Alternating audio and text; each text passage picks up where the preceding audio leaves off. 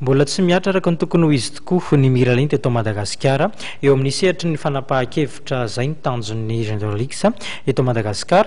Ampitombo 500 ny tapisian'ny vehivavy mandray andraikitra ho amin'ny taona 2022 io ny tanjona apetraka izan'izy ireo. Araka izany ny anatratra izay tanjona izay misy moa ny atrikasa mandritra ny roa andro izay tanterahan'izy ireo eny anivon'ny trano fandraisam-bahiny eny amin'ny Astoria eny Antanimena. Ravakaran-Dremanalina sy Mamrasoana ifo.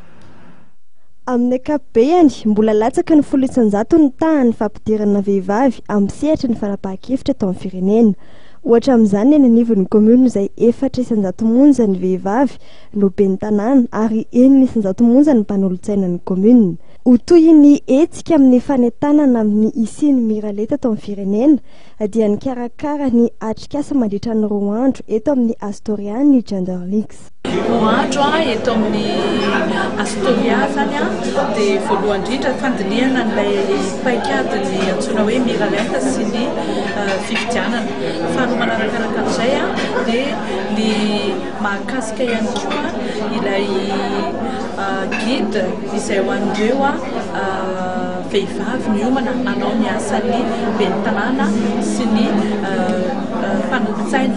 Manaraka an'izay dia misy ihany koa ireo fampifandraisana an'ireo vehivavy ben'ny tanàna na koa lehilahy ben'ny tanàna sy ny mpanolontsaina miaraka amin'ireo vehivavy izay miomana hanao an'izay asana ben'ny tanàna sy ny mpanolontsaina izay. Ary ny farany koa zany dia ny fanaovanay tombanezaka n'ilay tetikasa izay niarahany Gendarlix sy ny PNUD amin'ilay antsoina hoe femme et processus électoral. Ny fikambanana Gendarlix Madagasikara vovonina ny vehivavy mpanao politika ety amin'ny Ranosy Mendiana na ny FPOI, ny fikambanam-behivavy voafidim-bahoaka ary ny PNUD no miara-miasa amin'ny fikarakarany ty atrikasa ity. Tanjon'ny Gendarlix moa ny anatrarana 500 ny tahany fisian'ny vehivavy amin'ny sehatra fanapahan-kevitra amin'ny taona 2021. Araka izany dia miopana betsaka amin'ny fampirosiana ny vehivavy amin'ny mahatonga azy ireny andray andraikitra ho an'ny firenena no asa sahan'ny Gendarlix.